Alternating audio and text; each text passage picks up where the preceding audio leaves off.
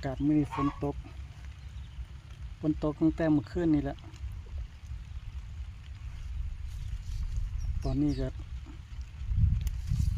บ่าย3 โมงกว่าเลยฝนก็ยังลิ่นอยู่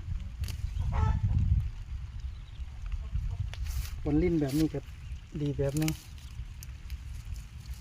จะได้เอาปุ๋ยมาใส่ต้นใหม่ใส่ต้นกล้วยว่าจะตัดหญ้าก่อนฝนกับบ่เศร้าเถื่อกับ